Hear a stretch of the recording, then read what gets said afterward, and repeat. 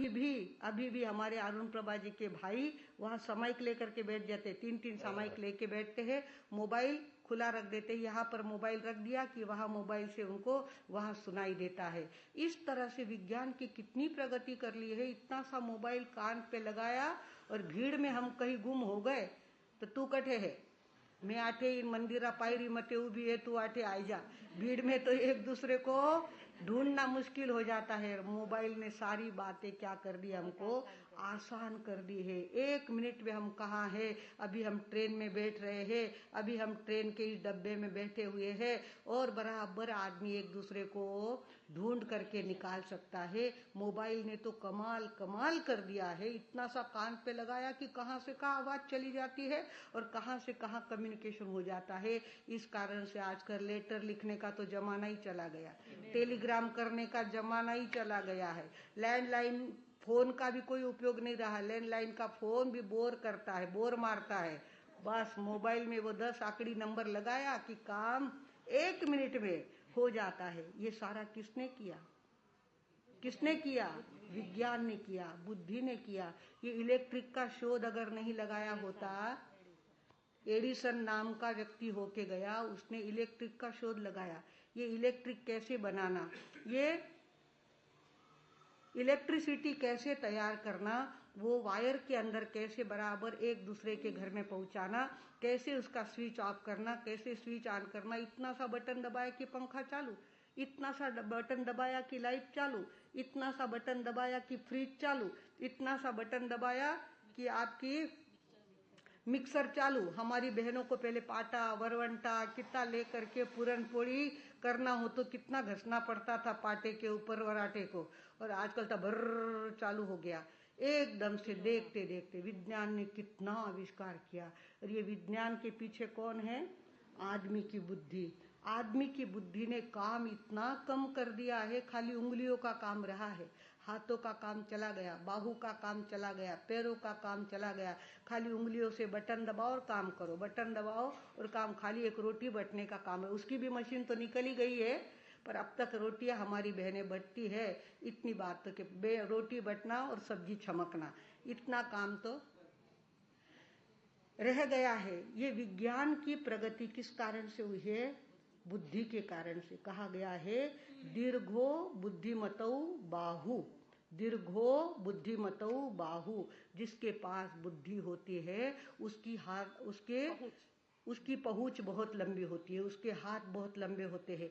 बैठे बैठे वो बुद्धि से चाहे जितना काम कर सकता है। हमारे यहाँ चाणक्य होके गया है, चाणक्य नाम का नीति शास्त्रज्ञ होके गया है, और उसने एक चरवाहे के बहुत, वो राजा नंद राजा इतना ज्यादा अय्यासी था, लड़कियों को नचाना, भोग विलास में पड़े रहना, अन्याय अत्याचार करना, और लोग तंग आ गए थे। चाणक्य ने कहा, चाणक्य के पास एक पैसा भी संग्रह में नहीं था, एकदम सिंपल रहता था, एकदम सादा ड्रेस, यहाँ पर शेंडी रखना, बाकी सारा चम्मन रखना, पूजा पाठ करना, धर्म ध्यान करना और नीति नियमों का बहुत ज्यादा पालन करना। उसके दिमाग में बात आया कि इतना अन्याय और अत्याचार, इतना भोग और विलास, ये कोई राज चलाने की ताकत है, राज चलाने का तरीका है, इसको मैं बदल सकता हूँ। मन में संकल्प लिया उन्होंने और घूमने गए तो एक चरवाहा बकरियां चराने वाले लड़के को उन्होंने देखा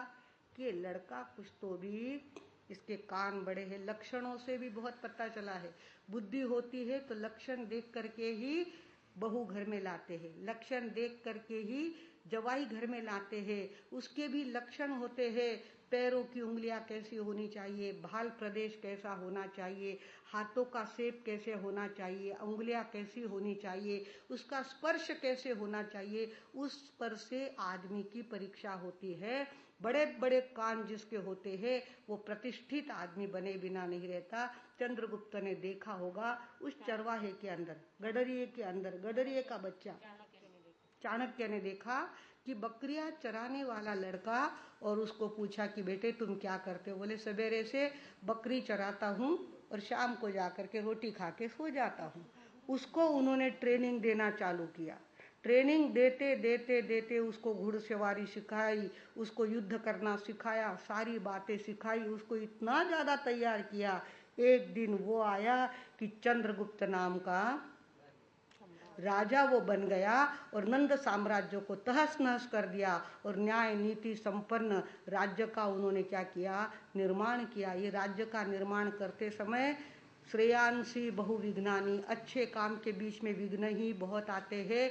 चंद्रगुप्त चाणक्य तो रहते थे झोपड़ी में, और झोपड़ी में समाचार आते थे कि महाराज पंडित जी वो तो फितूर हो गए हैं, उन्होंने दुश्मनों से हाथ मिला लिया है, उन्होंने दगा देने की सोच ली है, उधर की सेना उधर ही मिल गई है। ऐसी कई बातें उनके कान पे आती थी। वो कहती है सब कुछ नष्ट हो गया तो भी चलेगा, मेरी बुद्धि मेरे पास है ना, सब नष्ट होने के बाद वापस मैं निर्माण कर सकता हूँ।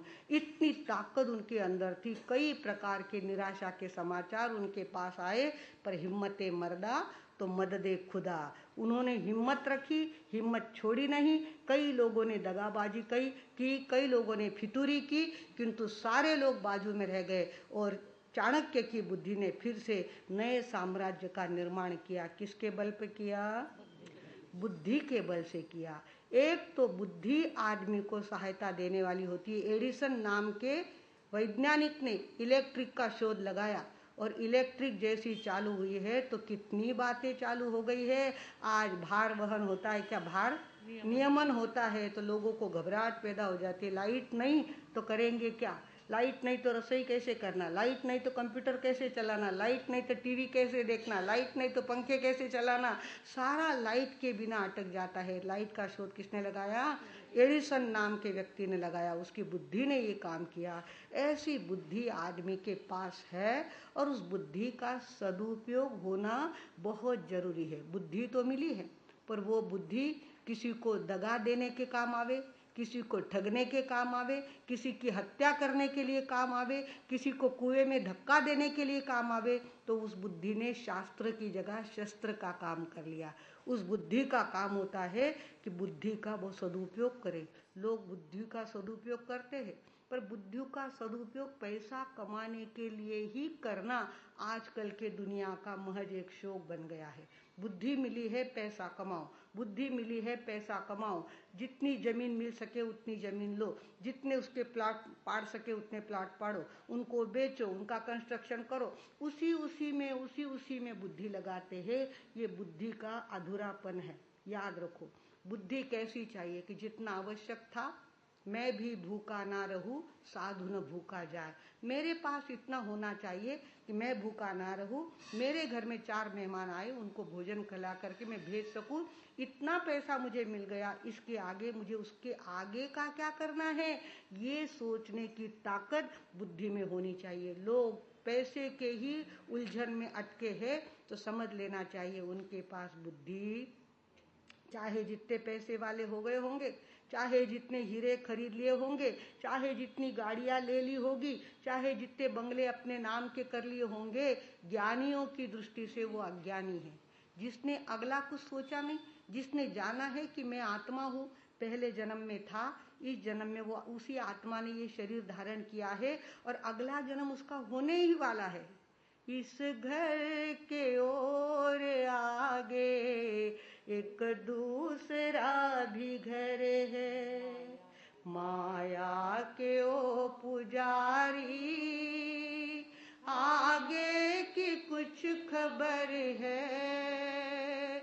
इस घर के और आगे एक दूसरा भी घर है, एक दूसरा भी।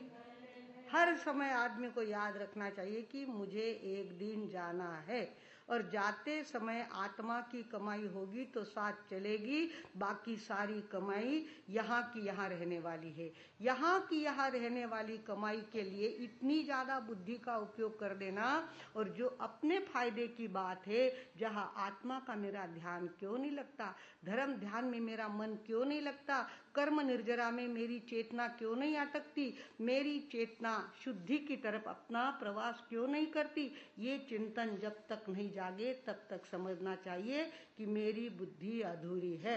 जो बुद्धि पूरी हो तो व्यवस्थित जीने का ढंग हाथ में आ जाने के बाद अगला काम करने के लिए वो अग्रसर हो जाए, उसको